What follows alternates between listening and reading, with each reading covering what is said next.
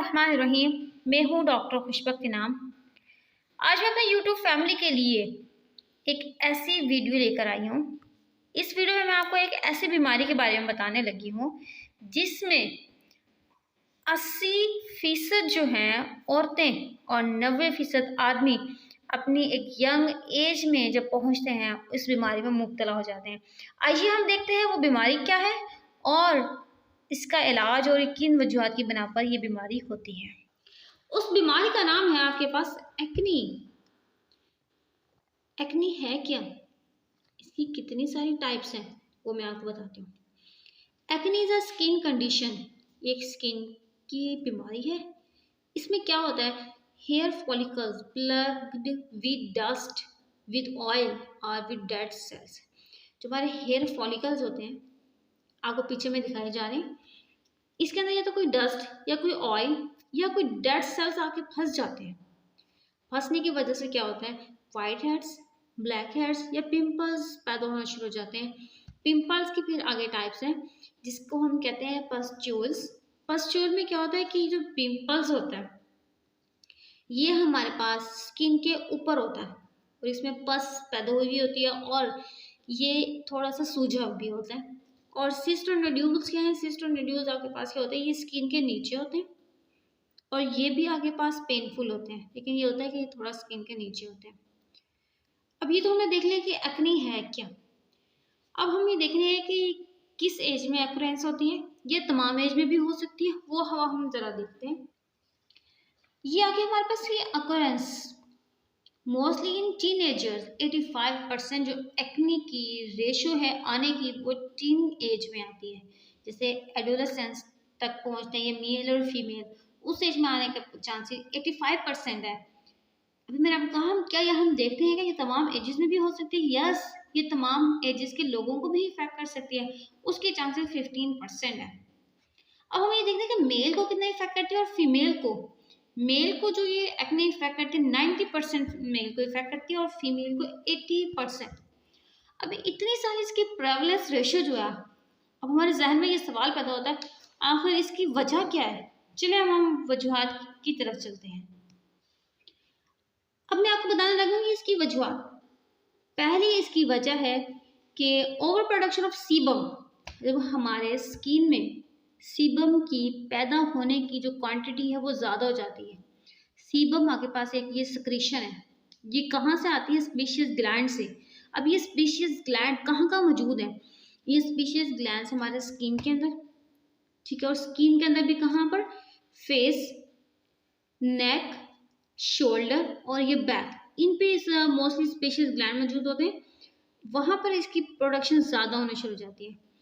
अब इसकी प्रोडक्शन ज़्यादा होने की कौन कौन से कारण हो सकते हैं, वो है हमारे पास जेनेटिक भी हो सकता है और हार्मोनल भी हो सकता है। हार्मोन्स के डिस्टर्बेंस भी हो सकता है। वो हार्मोन कौन से कहते हैं हमारे पास, एंड्रोजन, ठीक है। और सेकंड हमारे पास है follicular hyper keratinization. Follicular hyper keratinization है क्या, जो हमारी स्किन की अपर लेयर होती है एपिडर्मिस, उसमें एक केराटिन प्रोटीन होती है, उसकी जो प्रोडक्शन है वो ज़्यादा होना शुरू हो जाती है, उसको कहते हैं हाइपर केराटिनाइजेशन। उसकी वजह से भी एक्नी प्रोड्यूस होना शुरू हो जाती है। और थर्ड में मैंने आपको इसके पास काज लिखी हुई है, एक एक्नी काजिंग बैक्टीरिया होता है जिसे हम पी एक्नी भी कहते हैं। इसका अगर हम पूरा एब्रिविएशन देखें ना, पी एक्नी क्या है, वो हमारे पास है प्रोपायोनी बैक्टीरियम, ठीक है। अब हमने इसके कॉजेज देख लिए। अब हम ये देखते हैं कि अब हमने ये देखते हैं कि अब ये जो एक्नी हमारे पास बनी हुई है वो किस वजह से हो रही है। पहले आपने इसकी काज आइडेंटिफिकेशन करनी है, जब आपको काज पता लग जाएगी ना इन तीनों में से किस वजह से, बैक्टीरिया की वजह से एक्नी हो रही है या फोलिकुलर हाइपरकेराटिनाइजेशन से है या सीबम से है। तीसरे जैसे मैं आपको एक एग्जांपल दूं, अगर हार्मोनल की वजह से होती है ना, वो हमारे पास उन पेशेंट की जब हम फेस देखते हैं ना, चीन वाली साइड पे ज़्यादा होती है, या जो हमारी जा लाइंस हैं, जबड़े वाली लाइंस हैं, ठीक है, जा लाइंस के ऊपर ज़्यादा हुई होती है। इसी तरह बैक्टीरियल की है तो उसमें आपके पास पस पैदा हो जाती है, इन्फ्लेमेशन पैदा हो जाती है। हार्मोनल का दूसरा ये होता है कि में जो मेंस्ट्रुअल साइकिल्स होते हैं फीमेल्स के वो डिस्टर्ब होना शुरू हो जाते हैं। तो सबसे पहले आपने काज देखनी है, एक्नी को देख के पहले पहचान है आपको किस टाइप की एक्नी है। देन आप उसके ट्रीटमेंट की तरफ चलेंगे।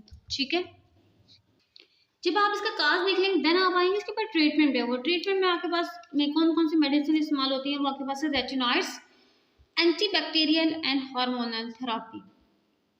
ये 3 आपके पास मेडिसिन मैं आपको बता रही हूँ। अब हम वन बाय वन करके इनके बारे में पढ़ते हैं।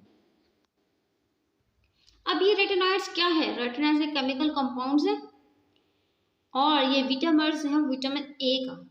विटामिन्स किसे कहते हैं? विटामिन्स कहते हैं कि एक विटामिन की मुख्तलिफ हालतें जो होती है ना, जो आपस में सेम हो, थोड़ी बहुत डिफरेंस होता है उनमें, ठीक है, उनकी शक्लों में, और वो आपके पास विटामिन्स कहते हैं। यानी कि विटामिन ए की डिफरेंट शक्लें हैं, उन तमाम शक्लों को हम विटामिन्स कहते हैं। बेसिकली आप ये सिंपल भी कह सकते हैं रेटिनॉइड्स आपके पास विटामिन ए है और ये आपके पास हम मेडिसिन में इस्तेमाल करते हैं। ये मेडिसिन में इस्तेमाल होकर क्या करती हैं कि एपिथेलियल सेल की ग्रोथ करवाते हैं। एपिथेलियल सेल किसे कहते हैं? जैसे कि हमारी बॉडी के ग्लैंड्स हो गए, ब्लड वेसल्स हो गई, उनकी जो ऊपर वाली लेयर है ना उसको हम एपिथेलियल कहते हैं। अगर हम स्किन की बात करें, स्किन की जो ऊपर वाली लेयर होती है उसको हम एपिडर्मिस कहते हैं। ये स्किन है ना हमारे पास, जिल्द जो है उसके ऊपर सबसे ऊपर वाली लेयर जो है वो आपके पास एपिडर्मिस कहलाती है। ठीक है, उसकी सेल की ग्रोथ को ये रेगुलेट करते हैं, ये इनका आपके पास फंक्शन है। अगर हम इनकी यूज देखें कि हम इसको किस तरह इस्तेमाल करते हैं, ये मोस्टली आपके पास टॉपिकल होते हैं। टॉपिकल का मतलब होता है कि आप डायरेक्ट में स्किन के ऊपर आपने इन मेडिसिन को लगानी है। अगर हम उनकी एग्जांपल्स देखें, वो हमारे पास है रेटिनॉइड, एडापालीन एंड टिज़ेरोटीन। ये आपके पास ये 3 है। और आपको मैं साथ बताते चलूँ, रेटिनॉइड जो टॉपिकल है वो मैंने आपको अलग कर दी। एक इसका ये यूनिक भी है। यूनिक का मतलब है कि आप इसको ओरल फॉर्म में, जैसे कि कैप्सूल वगैरह की फॉर्म में आप इसको ले सकते हैं। वो आपके पास है आइसोटेरेटिनॉइन। जो चीज़ आपने याद रखना है, जितने यूनिक होते हैं ना उसके साइड इफेक्ट्स उतने ज़्यादा होते हैं। है तो यूनिक लेकिन इसके साइड इफेक्ट जो है ना as compare to these 3 topical retinoids are more. वो मैं आपको इस तरह बताऊंगी, पहले मैं आपको उसकी जनरल साइड इफेक्ट बता दूंगी, देन मैं आपको बताऊंगी इसके मोर साइड इफेक्ट्स क्या हैं। अगर हम इसका देखें कि मैकेनिज्म ऑफ एक्शन के जब हम इस्तेमाल करेंगे तो हमारी बॉडी में क्या करेगा, they have to break the acne cycle. जो एक्ने के साइकिल्स आ रहे हैं ना बार बार, उसको ब्रेक कर देगा। Normalize the shedding of pore clogging cell. जो हमारे स्किन के सेल, जो पोर्स हैं, उनके अंदर कोई चीज़ डस्ट या कोई भी ऑयल वगैरह आके वहाँ पर रहता है, ठीक है, उस जगह को उन्होंने मुंजमिन कर दिया है, वहाँ कोई आप समझ लें कि उसके रास्ते को ब्लॉक कर दिया पोर को, तो उसको क्या करेगा, शेड करवा देगा, वहाँ से हटा देगा। एंड जो वो हटा देगा कि उससे क्या होगा, डिमॉन्स्ट्रेटिंग दी एंटी इन्फ्लेमेटरी इफेक्ट्स। ठीक है, जो हमारे पास वर्म वगैरह पैदा हो रही थी स्किन के एक्ने में, उसको भी ये काम करवाता है। ये सारे के सारे इसके मैकेनिज्म ऑफ एक्शन में आते हैं।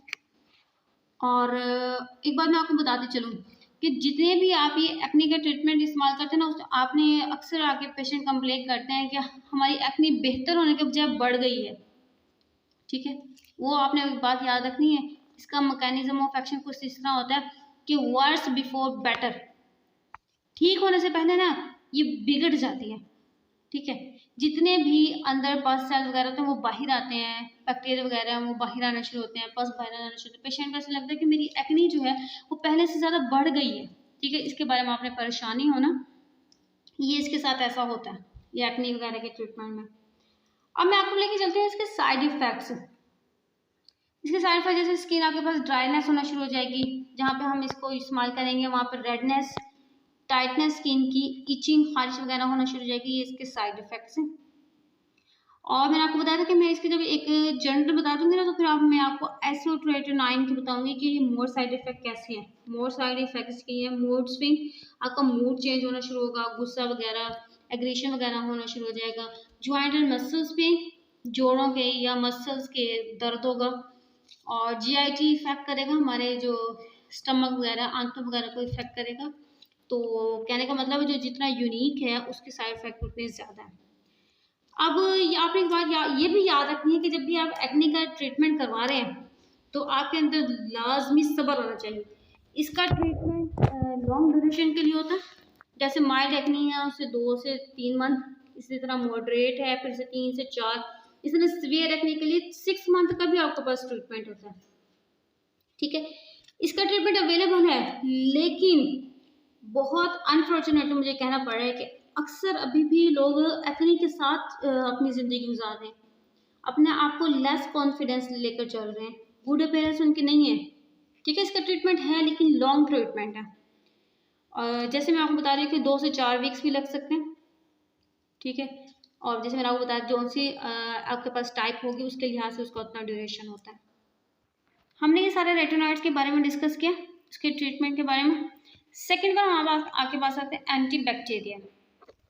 इसमें हमारे पास इतनी सारी मेडिसिन आपके पास देख रखे हैं, इतनी सारी इस्तेमाल होती हैं, या कि हम डिपेंड करते हैं कौन सी टाइप्स की एक्नी है तो हमने उसमें देनी है। जैसे कि मैं आपको बताऊँ, मोस्टली इस्तेमाल होने वाली क्लिंडामाइसिन है और एज़रिथ्रोमाइसिन, ठीक है, जो आपके पास जेट्रो के नेम से आ रही होती हैं, वो हम इस्तेमाल करते हैं। एंटी बैक्टीरियल क्या करते हैं, मैं आपको इसकी भी काज बताई थी कि जो आपके पास एक्नी काजिंग बैक्टीरिया है, जिसको हम ट्राइकोनिबैक्टीरियम या पी एक्नी भी बोलते हैं, ठीक है, उसको किल करता है।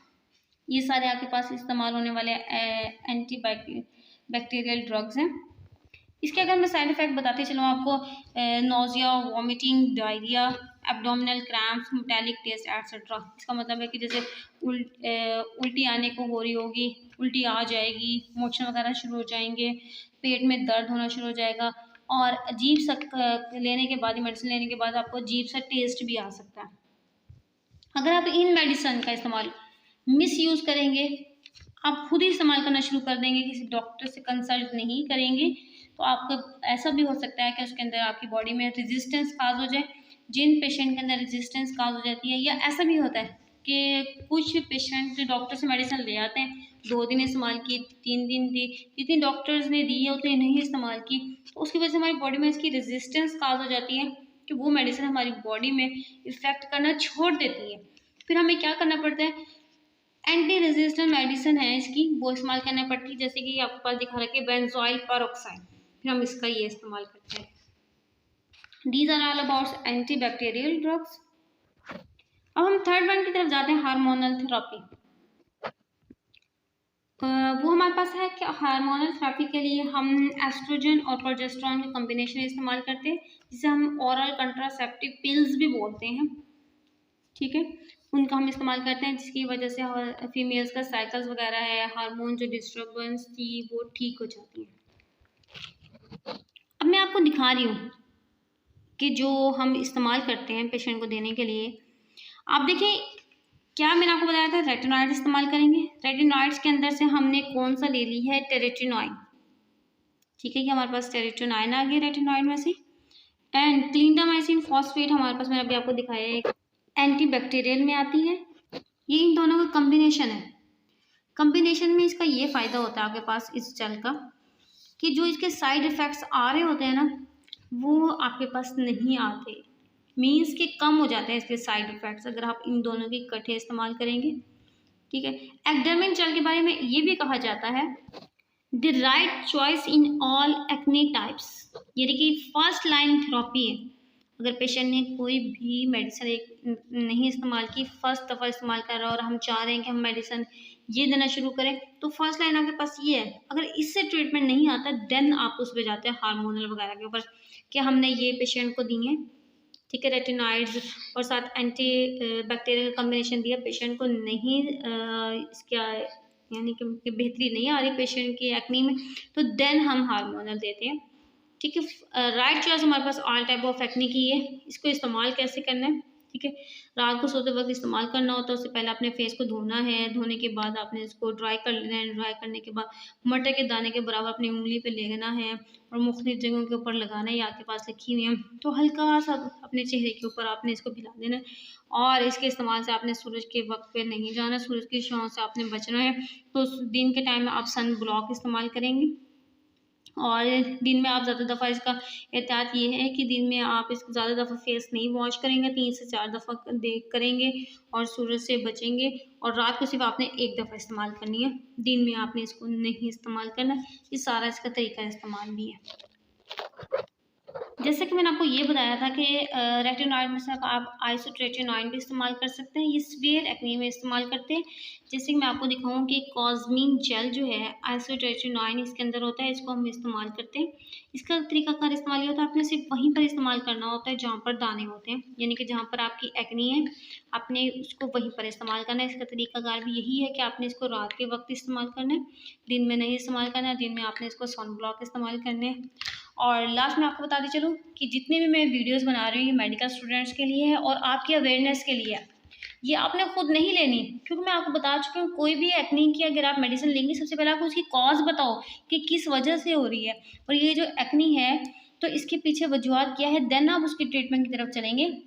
These video are only informative, not these medicine are take self itself. Okay, आपने इसको खुद ब खुद नहीं लेना। इस वीडियो में मैंने आपको तमाम एक्ने के अबाउट बताया।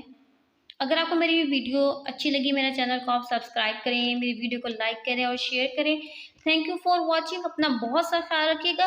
अल्लाह हाफिज़। फिर मिलते हैं एक नए वीडियो के साथ।